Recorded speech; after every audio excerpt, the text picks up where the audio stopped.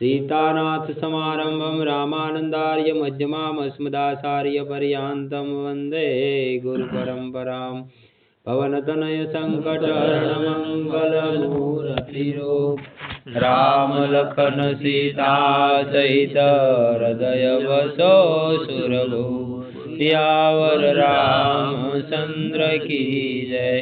हरि ओम तत्सत् परमात्मने नमः। चरित्र आवे से पतिव्रता गांधारी। जगतनी पतिव्रता देवीओमां सती गांधारीनुं स्थान घणुं ऊंचुं छे। तेओ गांधारराज सुंबलना पुत्री अने शकुनीना बहेन हता। तेणे कुमार अवस्थामां ज भगवान शंकरनी आराधना करी अने तेमनी पासेथी 100 पुत्रोनुं वरदान मेळव्युं हतुं।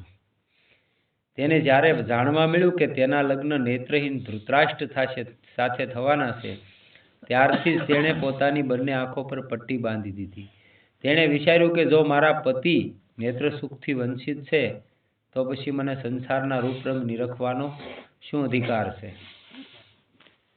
त्यारथी ते जीवन पर्यंत पोताना निश्चय पर दृढ़ताथी टकी रह्या अने पतिनी साथे इंद्रिय सुखना त्यागनुं आवुं अनोखुं उदाहरण विश्वना इतिहासमां क्यांय जोवा मळतुं नथी। तेओ आ त्याग अने तप अनुपम हता। जगत समक्ष एक सुंदर दृष्टांत हतुं।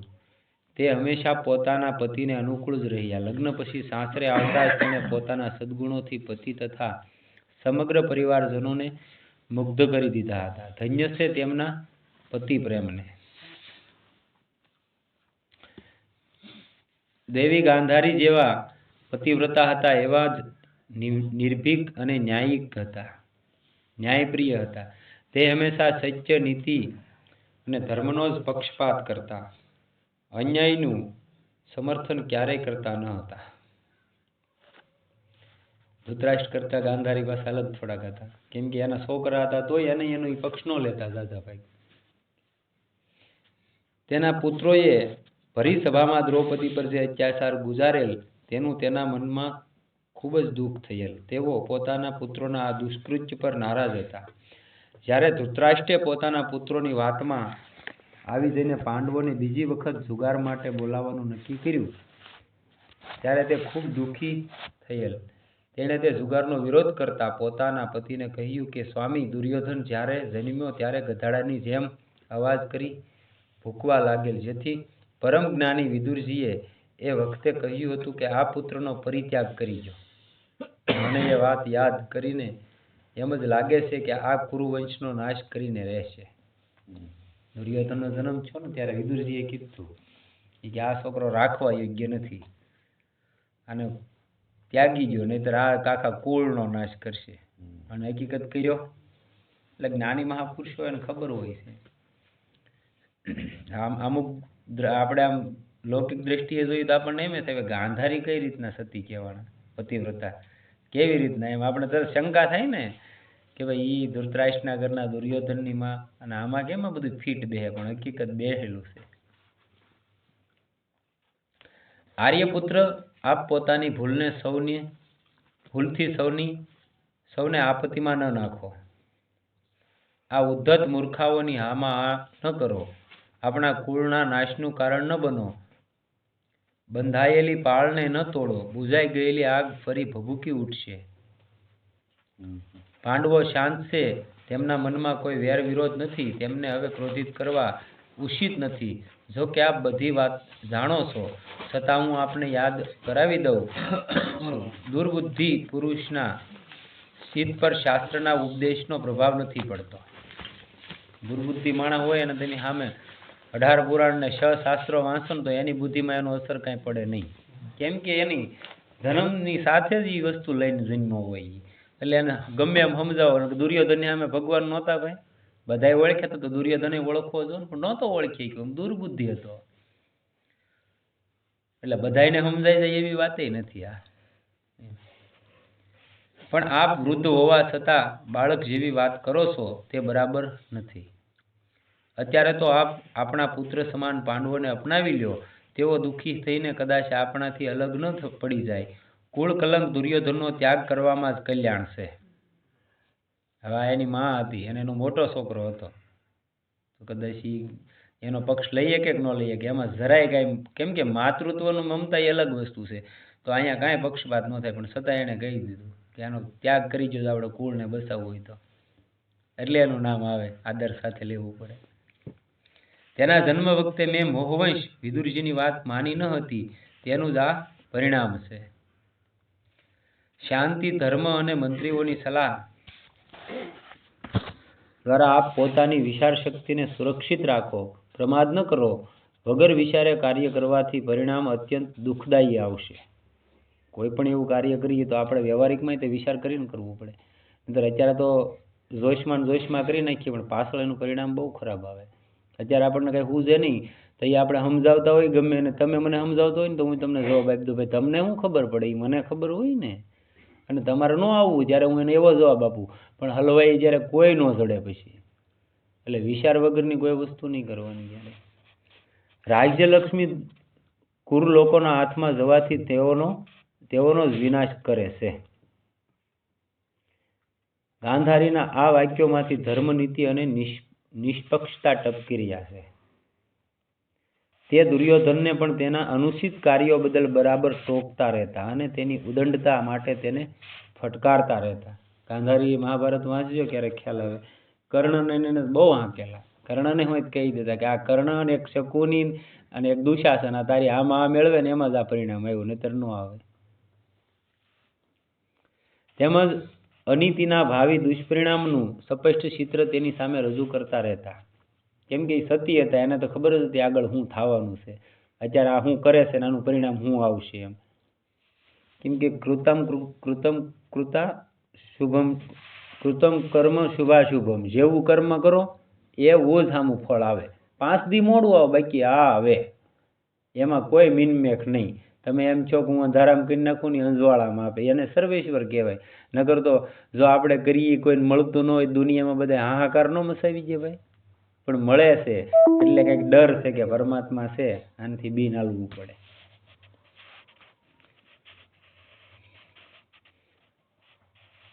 પણ દુર્યોધનના માથા પર કાળ નાસી રહ્યો હતો, તેથી તે માતાની આ બધી હિતભરી વાતો પર ધ્યાન ન આપતો. નક્કી કરીને બેઠો હતો, અંદર કંસને ખબર હતી કે મારો કાળ જન્મ લઈ લીધો છે, પણ નહોતો માન્યો, કેમ કે ખબર જ હતી. અને આપણે દુશાસન ને દંતવક્રની વાત કરીએ તો ઈવડાને તો ખબર જ હતી કે એને તો 3 જન્મ હતા ને, એટલે ઈવડાને તો એવું કર્યું હતું. બાકી બોલો શિશુપાલને દંતવક્ર કઈ નહોતા ઓળખતા કૃષ્ણ ભગવાનને, એવું નહોતું. શિશુપાલને ખબર હતી, ભલે એના ફઈને ઓલે જન્મ લીધો, એટલે તેને કીધું હોગાળ તને માફ એમ. બાકી દુર્યોધન નહોતો ઓળખી ગયો કે આ પરમાત્મા છે. શિશુપાલની તો જય વિજય હતા, એટલે એને તો 3 અવતાર પૂરા કરવાના હતા, એને છેલ્લો અવતાર હતો, એમાં એટલી બધી એને ભગવાન વેરભાવ નહોતો રાખ્યો. બાકી ગયો તો વેરભાવથી જ ભજીને. પાંડવો તરફથી સંધિનો પ્રસ્તાવ લઈને જ્યારે સ્વયં ભગવાન શ્રી કૃષ્ણ હસ્તિનાપુર પધાર્યા અને તેઓ દુર્યોધનને સમજાવતા થાકી ગયા, ત્યારે ધૃતરાષ્ટ્રે ગાંધારીને બોલાવીને કહ્યું કે હવે તો તું જ તારા પુત્રોને સમજાવ. તેઓ અમારામાંથી કોઈની વાત સાંભળતા નથી. પતિની વાત સાંભળી ગાંધારીએ કહ્યું, રાજન, આપ પુત્રોના મોહમાં ફસાયેલા છો, તેથી આ બાબતમાં સૌથી વધુ દોષિત તો આપ જ છો. એને પતિને દોષિત ઠેરાવી દીધા. તમે જ પુત્રોના મોહમાં ફસાણા, એટલે તમે હંધે કરતા હોય વધારે દોષિત છો. નહીતર બધી બાબતથી અહીંયા સ્પષ્ટીકરણ થઈએ કે બોલો તરત ન કે ભાઈ પત્ની કોની? મારી. માં કોની? દુર્યોધન કહેતો કે મારી. પક્ષપાત કેમ? બધી તકલીફ થાય ને, પણ આ નિષ્પક્ષ હતા. દુર્યોધન અત્યંત પાપી છે એમ જાણવા છતાં આપ તેની બુદ્ધિની પાછળ ચાલી રહ્યા છો. દુર્યોધનને તો કામ, ક્રોધ અને લોભે પોતાની સુંગાલમાં ફસાવી રાખ્યો છે. હવે આપ જબરજસ્તીપૂર્વક પણ તેને તેના માર્ગથી પાછો વાળી નહીં શકો. જે માણસ એકવાર ફસાઈ ગયો કામ, ક્રોધ ને લોભમાં ને એમાં, અને પોણી જિંદગી એમાં વહી ગઈ, પછી પાછો વાળવો મુશ્કેલી માણસ. અજામિલ હતો. અજામિલ સાત્વિક બ્રાહ્મણ હતો, અને એની જીવનની આ દિનચર્યા કેવી રીતની ઘટી ગઈ હતી, જે આ બધું થયું હતું એ કેવી રીતનું થયું હતું. ભાગવતમાં વાંચજો ક્યારે. સાત્વિક બ્રાહ્મણ હતો ને હવિષ્યનું જે આ કાષ્ટને એવું લેવા જવાનું હોય ને હવનનું, એ લેવા ગયો હતો. એના પિતા રોજ હવન કરતા, અને આ પોતે વૈદિક બ્રાહ્મણ હતો. હવનના કાષ્ટ લેવા ગયો ને એમાં જંગલમાં વેશ્યા ને એક પરપુરુષ સાથે વ્યભિચાર કરતી હતી. આ જોઈ લીધી. એને ઘણું એમ થયું કે નથી જોવું, પણ બોલે કેમ કામાંત પુરુષ જ્યાં એવું કઈ દ્રશ્ય સામું આવી જાય એટલે તરત એની નજર ત્યાં ટકી ગઈ. એટલી દ્રષ્ટિમાં તો એના પિતાની બધી સંપત્તિ ન્યોસાવર કરી દીધી અને એને જ ઘરમાં બેહારી દીધી. એ જ વેશ્યા. અને એનાથી જ સંતાન ઉત્પન્ન થયું હતું ને, એનું નામ જ નારાયણ રાખ્યું હતું. સંતો એના ઘરે આવ્યા, કોઈ આવ્યા જ નહોતા, કોકે મોકલ્યા હતા. ગામમાં આવીને પૂછ્યું તો હારા માણસો હોય જ ને ગામમાં, 5 જણા આપણે ઓટે બેઠા હોય ને, મહાપુરુષો જેને કહેવાય, વિદ્વાન ગામમાં બેઠા હોય 4-5 એવા હોય જ. તે એવા વિદ્વાનો બેઠા હતા ગામમાં. એટલે પૂછ્યું કે ભાઈ કોઈ ભગતનું ઘર ખરું? ઈ કે હા, અમારા ગામમાં મોટામાં મોટા ભગત અજામિલ છે. હવે 1 નંબરનો ચોરી કરવી, શિકાર કરવો, શરાબ પીવું અને વેશ્યાગામી તો હતો જ. તે 1 નંબરનો આવો માણા. અને આ મહાપુરુષો બેઠા હતા ને એને કીધું કે અમારા ગામમાં અજામિલ થઈ ગયા. એટલે ઓલા બધા સંતો ન્યા પધારે. એને હું રાતવાસો કરવાનો હતો એટલે ત્યાં જઈને ભિક્ષાને દહી એમ કરીને પછી જે હતીબાઈ એને કીધું કે ભાઈ ઘરે તો છે નહીં, અને આને ગર્ભવતી હતી. કે ક્યાં ગયા ભગત? કે તમને અહીં કોણે મોકલ્યા ભગત? કહી કે અમને આ 2-3 જણા બેઠા હતા એને કીધું કે આ ભગત નથી ને આવી રીતનું બધું છે. કે કાંઈ વાંધો નહીં બેટા. એટલે એના ઘરમાં જે કાંઈ સીધું સામાન હતું એ આપ્યું મહાત્માને. મહાત્મા કે હવે અમારે તમારા ઘરનું ખપે નહીં, પણ કાંઈ વાંધો નહીં, તમારા આશરા સુધી આવ્યા તો તારા પેટમાં જે ગર્ભ છે ને એ બાળક જન્મ થાય ને તેનું નામ નારાયણ રાખજો. કે જા. કેમ કે જન્મનો બ્રાહ્મણ હતો અજામિલ અને વૈદિક કર્મકાંડી હતો, એટલે એ નામથી જ તે તરી ગયો. સમજી લો, એને કઈ ભગવાનને નહોતા પોકાર્યા કે ભાઈ નારાયણ તું મને તારી દે, એમ જરાય નહીં. પણ એક આસક્તિ બંધાઈ ગઈ હતી બાળકની અંદર કે નારાયણ હાલતા ચાલતા કોઈ પણ કામ કરતો હોય તો વયોવૃદ્ધ માણસ હોય, ખાટલે પડ્યા હોય તો છોકરાનો છોકરો હોય તો એને બોલાવે તો ખરા. એટલે આની આયુષ પૂરી થવા આવી હતી અને બરોબર ઓલા કેમ યમરાજનું તેડું આવી ગયું. હવે નાનું બાળક હોય તો આપણે સ્વાભાવિક બોલાવવાના છીએ, એમ બોલાવતો હતો નારાયણ ક્યાં ગયો નારાયણ એમ. એમાંથી અહીંયા યમરાજનું તેડું આવી ગયું, નાને લેવા આવ્યા હતા ને વિષ્ણુ ભગવાનના દૂતો લઈ ગયા હતા અને મોક્ષ મળી ગયો હતો. જો છોકરાનું નામ નારાયણ રાખ્યું ને ગતિ મળી ગઈ હતી. વિચાર કરો તો આપણે પ્રેમથી લઈએ કે પરાયણે લઈએ, નીકળે છે મોઢામાંથી રામ કૃષ્ણ શિવ હરિ તો આપણે ઉધાર ન થઈ જાય? થઈ જાય, આરામથી થઈ જાય. વાત એમ છે. મતલબ બધી વાતથી તમે આમ તારણ કાઢો ને તો એક જ વસ્તુ નીકળે કે સંસારમાં રહીને જો કોઈ માણસ એવી કાંઈ પણ સુંગાલમાં ફસાઈ ગયો હોય, હેરાન થઈ ગયો, એ નીકળી શકે એની બારી રહે. પણ જે સંન્યાસ લઈ લીધો, એક ફેરી ધોતી પહેરી લીધી, રંગોટ બાંધી લીધી, એટલે પછી પૂરું, પછી નીકળવું એ ખોટી વાત, પછી ન નીકળી શકે. એનાથી ભૂલ થઈ ગઈ અને ભૂલ કરવા હાટું તો એમાં જવાનું જ નહોતું ને. તો તમને ના નહોતી પાડી કોઈ સંસાર માંડવાની, ના પાડી હતી ભાઈ દુનિયામાં. તમને કોઈ પરાણે બાપુ ન બનાવી દીધા અને હવે તમે પાછા એવા ખેલ નાખો તો એ ખોટી વાત થાય ને. એમ આપે કંઈ વિચાર કર્યા વિના જ આ મૂર્ખ દુરાત્મા કુસંગી અને લોભી પુત્રના હાથમાં રાજ્યની ધુરા સોંપી દીધી. તેનું જ ફળ આજે ભોગવી રહ્યા છો આપ. ગાંધારી કહે છે આપ આપણા ઘરમાં જ પડી રહેલી ફૂટપાટની ઉપેક્ષા કરતા આવ્યા છો અને એમ કરીને આપ પોતાની જાતને પાંડવોની દૃષ્ટિમાં હાસ્યાસ્પદ બનાવી રહ્યા છો. તમે એના મોટા બાપુ છો, પણ એ કે તમે તમારા ભાઈના દીકરાને આગળ તમારી જાતને હસવા લાયક બનાવી દીધી. એમ તમારુંથી કંઈ થતું નથી. તમારો જે છોકરો છે એ જેમ કે એમ જ તમારે કરવું પડે છે કે તમે તેના હાથની કઠપૂતળી થઈ ગયા, એમ ગાંધારી કહે છે. જુઓ, જો આમ સામ કે ભેદથી કોઈ આપત્તિ ટાળી શકાતી હોત તો કોઈ પણ સમજુ વ્યક્તિ પોતાના સ્વજનો સામે દંડનો પ્રયોગ શું કામ કરે? ગાંધારીની આ દલીલો કેટલી નિર્ભીક, નિષ્પક્ષ, હિંમતભરી અને સચોટ હતી. નહીતર માં હતી ને દુર્યોધનની તો એને થોડુંક તેના પુત્રનું દાઝવું જોઈએ, પણ જરાય નહીં. એટલે આજ આદર સાથે એનું નામ મહાભારતના જે અમુક પાત્રો છે એમાં લેવામાં આવે. નહીતર મહાભારતમાં તો અસંખ્ય થઈ ગયા પાત્રો, પણ બધાના નામ નથી લીધા. અમુક જે પાત્રો જેને જીવનમાં કંઈક નિષ્પક્ષતા હતી, ધર્મ હતો, એના જ નામ છે. આમ ત્યાર પછી ગાંધારીએ પોતાના પુત્રને બોલાવીને સમજાવતા કહ્યું, બેટા મારી વાત સાંભળ. તને તારા પિતા ભીષ્મજી, દ્રોણાચાર્ય, કૃપાચાર્ય, વિદુરજીએ જે વાત કરી તેનો સ્વીકાર કરી લે. જો તું પાંડવો સાથે સુલેહ કરી લઈશ તો તેમ કરવાથી તે ખરેખર પિતામહ ભીષ્મની, તારા પિતાજીની, મારી તથા દ્રોણાચાર્ય આદિ હિતેચ્છુઓની એક મોટી સેવા કરી ગણાશે. વત્સ, રાજ્ય પ્રાપ્ત કરવું, ટકાવી રાખવું અને ભોગવવું એ આપણા હાથની વાત નથી. જે પુરુષ જીતેન્દ્રિય હોય એ જ રાજ્યની રક્ષા કરી શકે છે. જેને એક એમાં મોહ મમતા ન હોય ને એ જ રાજ્યની રક્ષા કરી શકે. મારું મારું જે કરીને રખડતા હોય ને એ રાજ્યની રક્ષા ન કરી શકે. મારું મારું કર્યું એટલે દુર્યોધન વયો ગયો ને, અને ઓલાએ જયારે સમય આવ્યો ત્યારે આપી દીધું. પાંડવોએ રાજ કર્યું 100%ની વાત છે, પણ જયારે એને ખબર પડી કે હવે સમય પૂરો થયો અમારો, એટલે જન્મેન્દ્રના હાથમાં રાજ, પરીક્ષિતના હાથમાં રાજ આપીને વૈયા ગયા થાય. એવડા અભિમન્યુનો પુત્ર પરીક્ષિત તો ને એને આપી દીધું રાજ, ચાલે ભાઈ સંભાળ. અભિમન્યુ તો નહીં, યુધિષ્ઠિરના હાથમાંથી સીધું રાજ કોના હાથમાં ગયું હતું? પરીક્ષિતના હાથમાં ગયું હતું. પરીક્ષિતનો જય, જન્મેન્દ્ર, જન્મેન્દ્રનો જય. પરીક્ષિત હતો ત્યાં જ કળિયુગ આવી ગયો હતો. કામ અને ક્રોધ તો મનુષ્યને અર્થથી ચ્યુત કરી દે છે, અને બંને શત્રુઓને જીતીને રાજા પૃથ્વીને જીતી શકે છે. બેમાંથી એકમાં માણસ ફસાઈ ગયો, કોઈ પણ રાજા હોય, કોઈ પણ હોય, તો એ રાજ ન કરી શકે. એટલે આ 5-5 વર્ષે બદલી જાય. આ 15 વર્ષ રાજ કરે, જોવો બધું જીતેલું છે, એનું પ્રમાણ છે. રાજા જન્મથી કે જાતથી રાજા એ પહેલા વૈયા ગયા.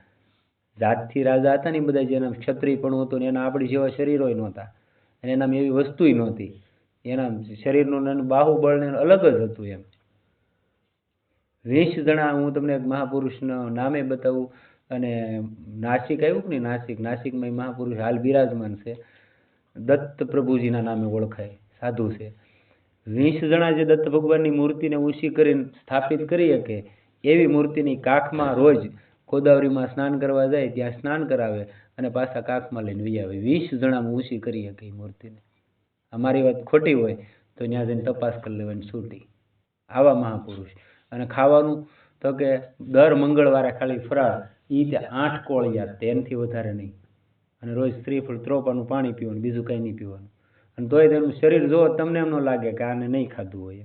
આવા છે. અસીમ કૃપા કહેવાય કે ન કહેવાય પરમાત્માની. અને એનું એક જ કામ કે જે એ પોતે મૌન છે, બોલતાય નથી, પણ એનું પોતાનું કામ એક જ છે કે જે બ્રાહ્મણોને હારે રહે છે એ ચારેય વેદને જીવિત રાખેલા છે. જે વેદની વાસાઓ રૂસાવું છે એની જે આશ્રમ છે એમાં વેદનું પઠન થાય રોજ માટે, ડેઈલી. હા, એનું કામ આખા ભારતમાં પરિભ્રમણ કરે. કદાચ આપણા ગુજરાતમાં આવશે અને મોકો મળશે તો આપણે દર્શન કરશું. થઈ શકે કે ન થઈ શકે? જે 20 જણા જે મૂર્તિને ઊંચી કરી શકે એ એકલા લઈને વહી આવે. આવા પેલા હતા મહાપુરુષો, મતલબ કહેવાનો એમ. અને જેનામાં આ બધી વસ્તુ હોય ને એ જ રાજ્યને ભોગવી શકે. અને એનું મેં પ્રમાણ તમને એટલે આપ્યું કે આ જ્યારે હાલ 15 વર્ષ આ ભોગવે છે, એનામાં આ એકેય વસ્તુ નથી. એને નથી કોઈ વાહે ભોગવવા વાળો, કે એને પોતાને નથી ભોગવવું. આ બધી બાજુથી એમ કે હું નવીરો છું, મારે કાંઈ છે નહીં. જે ત્યાં એલી મૂકી દીધી, ઠેલો લઈને હાલી નીકળવાનું છે. એટલે તેને અમુક જગ્યાએ એની વ્યવસ્થા કરી રાખેલી છે કે હું ત્યાં વહી જવાનું છું, મારે બીજું કંઈ છે નહીં. જેને આ જીતી લીધું હોય, જીતેન્દ્રિય એટલે જ કીધું ને કે ઇન્દ્રિયોને જીતી લીધું એને જીતેન્દ્રિય કહેવાય. આ 10 ઇન્દ્રિયમાંથી જેનું કંટ્રોલ છે એને જીતેન્દ્રિય કીધેલો છે. તો એ માણસ રાજ કરી શકે, પછી ગમે એ કક્ષામાં હોય એમ. જો બેટા, જે રીતે ઉદંડ ઘોડાઓ મૂર્ખ સારથીને રસ્તામાં જ મારી નાખે છે, તે જ રીતે આ ઇન્દ્રિયોને કાબૂમાં રાખવામાં ન આવે તો મનુષ્યનો વિનાશ કરવા માટે તે પર્યાપ્ત છે. આ 5 ઇન્દ્રિય કર્મ ઇન્દ્રિય અને 5 જ્ઞાન ઇન્દ્રિય, આ 10 ઘોડા છે. અને મન એનું સારથી છે, અને બુદ્ધિ છે ને એ માથે બેહવા વાળો અહવાર છે, અને એની માથે આત્મા છે ને એ રથી બનીને હાલ્યો જાય છે. હવે આ ક્યાં લઈ જાય એનું નક્કી જ છે નહીં. આપણે હરિભજન તો કર્યું ને એટલે ઊંડી ખાઈમાં જ નાખે કે ક્યાંય બીજે નાખે. સારી જગ્યાએ નથી જ લઈ જવું ને, ખબર છે આપણને. જો શબ્દ, સ્પર્શ, રૂપ, રસ ને ગંધ, આ એકેમાંથી આપણે પાછા વળ લીધેલા છે. વાળ્યા હોય તો બતાવી દો. હાલો, આ 5 જ્ઞાનેન્દ્રિયનો વિષય છે. શબ્દ, સ્પર્શ, રૂપ, રસ ને ગંધ, આ 5 જ્ઞાનેન્દ્રિયના વિષય છે. આમાંથી તમે તમારા 5 ઇન્દ્રિયોની પાછી વાળી હોય તો એક વ્યક્તિ બતાવી દો કે ભાઈ મને આ વસ્તુનો મોહ નથી, કે મને આ કોઈ સ્પર્શ કરવાનો, કોઈ પણ વસ્તુનો, આ 5 વિષયમાં જ માણસનું જીવન પૂરું થઈ જાય. કોઈ પણ જીવ લઈ લ્યો, મનુષ્ય યોનિમાં આવ્યો, આ 5 વિષયને ભોગવવામાં આખી જિંદગી પૂરી. કરોડો કમાય તો આમાં કમાય ને કરોડો બરબાદ કરે તો આમાં કરે. આ 5 વિષયમાં જ પૂરું. બીજું કઈ નવીન છઠ્ઠું જડતું જ નથી. હરિનામ છે તો એ પકડી લે તો આ બધું છૂટી જાય, પણ એ કઈ પકડાતું નથી. આપણે સ્ટેટ સુધી લડી લ્યો ને તમે, હું તમને કઈ કઈ થાકી તો તમે એમ કે ભાઈ તમારે રોજનું શું અમારે કરવાનું એમને ખબર લાવું થાય.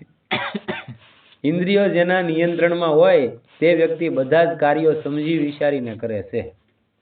એને ઇન્દ્રિયને જીતી લીધી, જે નિયંત્રણમાં ઇન્દ્રિય છે એને ક્યાં દુનિયા અમે એવી રીતની આજીજી ન કરવી પડે કોઈ પણ બોલામાં.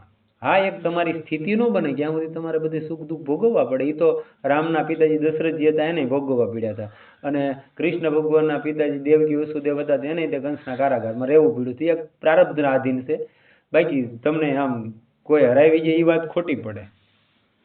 ભગવાનનો આશરો લઈ લીધો એટલે પૂરું થઈ જાય. અને લક્ષ્મી તેની પાસે ચિરકાળ સુધી ટકી રહે છે.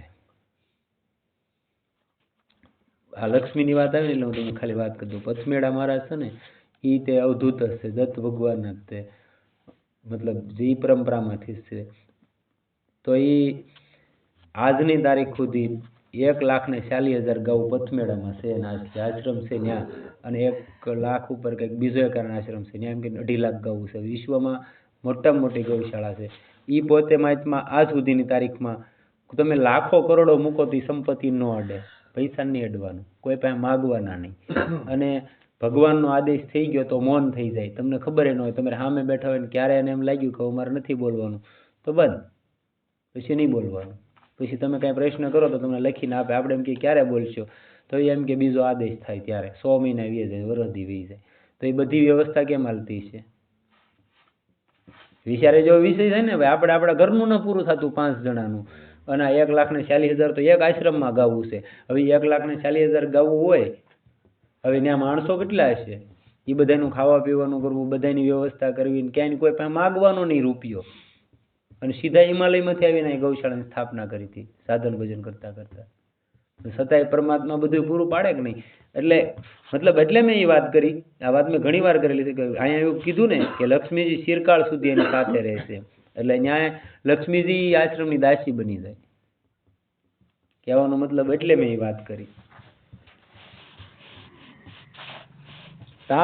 તારા દાદા ભીષ્મજી તથા દ્રોણાચાર્ય જે સલાહ આપી છે તે બરાબર છે. હકીકતમાં શ્રી કૃષ્ણ તથા અર્જુનને કોઈ જ જીતી શકે તેમ નથી. આ ગાંધારીને ખબર હતી. તેથી તું શ્રી કૃષ્ણનું શરણ સ્વીકાર. જો તેઓ પ્રસન્ન રહેશે તો બંને પક્ષનું હિત થશે. વત્સ, યુદ્ધ કરવામાં કલ્યાણ નથી, તેમાં ધર્મ અને અર્થ પણ નથી. તો સુખ તો છે જ નહીં, તો ખબર જ હતી. સુખ ક્યાંથી મળશે? જો તું તારા મંત્રીઓ સહિત સુખપૂર્વક રાજ્ય ભોગવવા ઈચ્છતો હોય તો પાંડવોને તેનો વાજબી ભાગ આપી દે.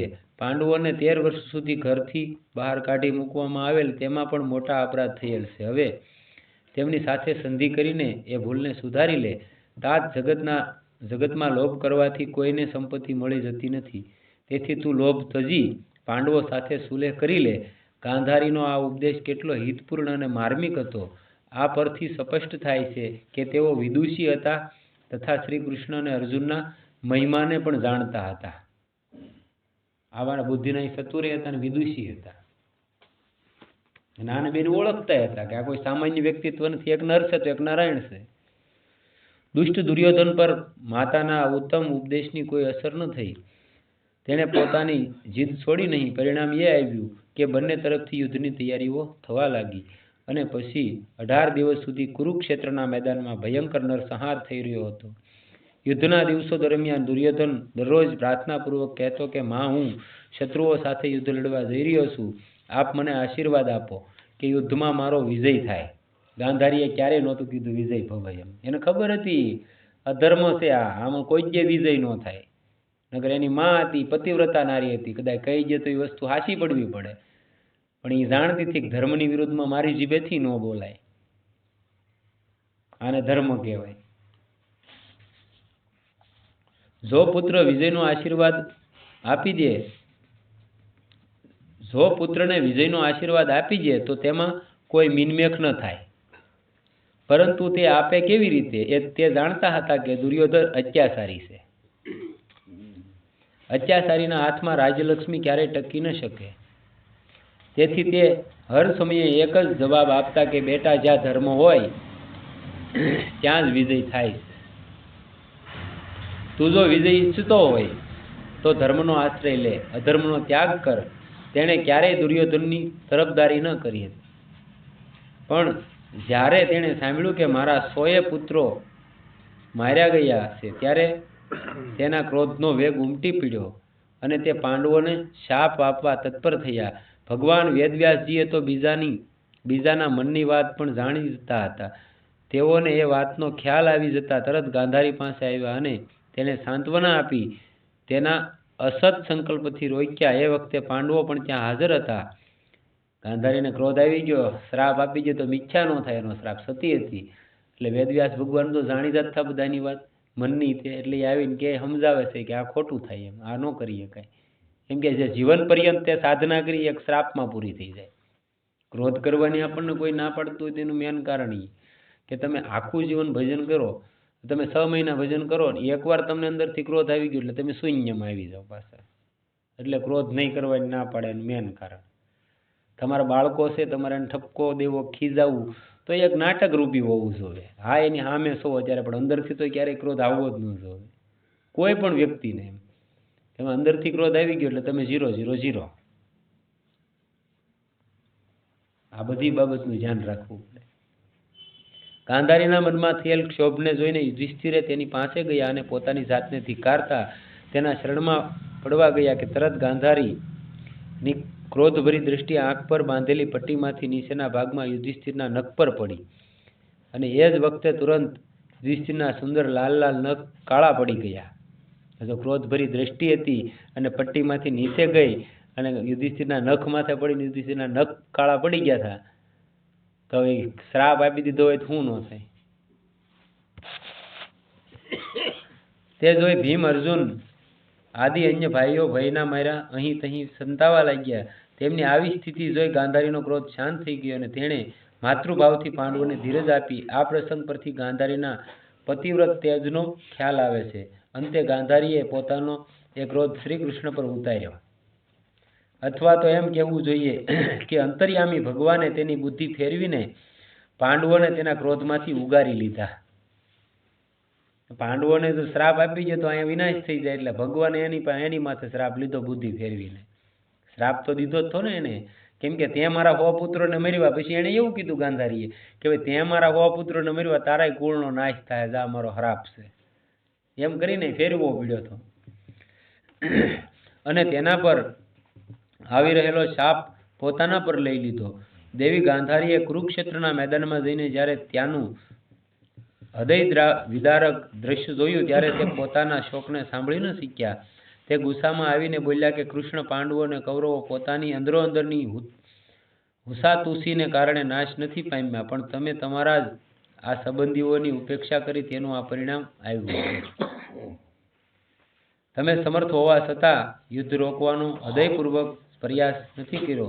તમારી પાસે અનેક સેવકો અને વિશાળ સેના હતી, તેથી તેની તાકાતથી બંનેને ડરાવીને અથવા તમારા વાક ચાતુર્યથી તેમને સમજાવીને યુદ્ધ અટકાવી શક્યા હોત, પરંતુ તમે જાણી બૂજીને કૌરવોના સંહારની ઉપેક્ષા કરી છે. હવે તમે પણ એનું ફળ ભોગવો. મેં મારા અંધપતિની સેવા કરીને જે તપનો સંચય કર્યો છે તેના બળ પર હું તમને શાપ આપું છું કે જે રીતે પરસ્પર લડીને મરી રહેલા કૌરવો અને પાંડવોને તમે જોયા છે, એ જ રીતે તમારા બંધુ બાંધવોને પણ પરસ્પરમાં લડતા મરતા તમે જોવા પામશો. યાદ હશે એટલે દ્વારકામાં એમ જ મર્યા હતા ને, જ્યારે સોનાની દ્વારકા ડૂબી ગઈ અને દુર્વાસા ઋષિએ હરાપ આપેલો હતો, ઓલા છોકરા રમતા રમતા ગયા ને કહે ને કે ભાઈ આ એ તો પેટે તાંહળી બાંધી લીધી, પણ કહે છે કે આમાં શું છે કે એમાં જે છે ને એ તમારા આખા કુળનો નાશ કરશે. છેલ્લે તો ઈવડા એ બાંધીને જ મરી ગયા હતા બધા. અંદર જો કે લોખંડનો ટુકડો તો એ ટુકડાથી પછી તેને ઘણી બધી વાત લાંબી છે, આપણે એમાં જવું ને મહાભારતમાં આવે, પણ મતલબ એમાંથી બધા મર્યા હતા. અંદર યાદ હોય એનાથી મર્યા હતા ને છેલ્લે એક કટકો વિજો હતો એનાથી કૃષ્ણ ભગવાનને માર્યા હતા ઓલા ભીલે. અને એનો એ પ્રસંગ તમે આમ થોડોક વળાંક મારો તો ભગવાનને દેવું પીડ્યું હતું કે વગર વાંકે કોઈને માર્યા હોય તો ભગવાનને એના ભીલના હાથે મરવું પીડ્યું હતું. પહેલા અવતારમાં રામ હતા તો વાલીને માર્યો તો ઝાડવાડા હંતાઈને માર્યો હતો ને ભગવાને. વાલીનો શું વાંક હતો ભાઈ? કાંઈ નહોતો. વાલીએ પ્રશ્ન કર્યો હતો એ કે તમે મને શું કામ માર્યો? આ તો અમારા બે ભાઈની બાંધણ હતી, તમે અમને ન મારી શકો ને એ પ્રશ્ન એનો છે. તો ભગવાન કે ભાઈ એ તારી વાત સાચી, અત્યારે મેં જે કર્યું એનો આનો આજ બદલો તું આવતા જન્મ મારી પાસે લઈ. એ બીજા અવતારમાં ભીલ બનીને આવ્યો હતો અને એને તે ભગવાનને એમ જ માર્યા હતા ખબર વગરના જ તે કે ભગવાનને જ મારવા એને તીર છોડ્યું નહોતું, એને તો હરણ જોઈને છોડ્યું હતું. એટલે જેને જેવી રીતનું કર્યું એમ ભગવાનને દેવું પીડ્યું હતું. આજે જે રીતે અમારા ભરત વંશની વિધવા સ્ત્રીઓ આર્તનાદ કરી રહી છે એ જ રીતે તમારા કુળની સ્ત્રીઓ પણ પોતાના બંધુ બાંધવો અને પતિદેવોના માર્યા જવાથી માથા કૂટી કૂટીને રડશે. ગાંધારીના આ કઠોર વચને સાંભળી મહામના શ્રી કૃષ્ણ સ્મિત કરીને બોલ્યા, હું તો જાણતો જ હતો કે આમ થવાનું જ છે. શાપ આપીને તો તમે એ જ કરી બતાવ્યું કે જે બનવાનું છે એ વાતમાં બિલકુલ સંદેહ નથી. ભગવાન કે આ તો થવાનું જ હતું, મને ખબર જ હતી, અને તમે શાપ આપીને હળવું કરી નાખ્યું કે વૃષ્ણિ વંશનો નાશ દેવી કોપથી જ થશે, એ વિના તેઓનો નાશ કોઈ પણ મનુષ્ય દેવતા કે અસુર કરી શકે તેમ નથી. અને યાદવો જે કૃષ્ણ ભગવાનને હારે હતા એનો તો બધાનો દ્વારકામાં છેલ્લે વિનાશ થઈ ગયો હતો. હવે પછીના જે છે એ ભગવાન જાણે. તેથી યદુવંશીઓ આપસના કલહથી જ નાશ પામશે. યુધિષ્ઠિરના રાજ્યાભિષેક બાદ દેવી ગાંધારી કેટલોક સમય તેમની સાથે રહીને અંતે પતિની સાથે વનમાં જતા રહ્યા અને ત્યાં તપસ્વીઓ જેવું જીવન વિતાવી તપસ્વીઓની માફક પોતાના પતિની સાથે દાવાગ્નિથી પોતાના શરીરને ભસ્મ કરી નાખ્યું અને પતિની સાથે જ કુબેરના લોકમાં જતા રહ્યા. આ રીતે પતિપરાયણા ગાંધારીએ આ લોકમાં પતિની સેવા કરી, પરલોકમાં પણ પતિનું સાનિધ્ય અને સેવા પ્રાપ્ત કર્યા. જે પ્રત્યેક પતિવ્રતાનું ઈચ્છિત લક્ષ્ય હોય છે, પ્રત્યેક પતિવ્રતા સ્ત્રીએ ગાંધારીના ચરિત્રનું મનન કરી તેમાંથી શીખ લેવી જોઈએ. સદગુરુદેવ કી જય. સીતારામ રામ રામ સીતારામ રામ રામ સીતારામ રામ રામ સીતારામ રામ રામ સીતારામ રામ રામ સીતારામ રામ રામ સીતારામ રામ રામ સીતારામ રામ રામ. એ સીતારામ રામ રામ સીતારામ રામ રામ સીતારામ રામ રામ સીતારામ રામ રામ સીતારામ રામ રામ સીતારામ રામ રામ સીતારામ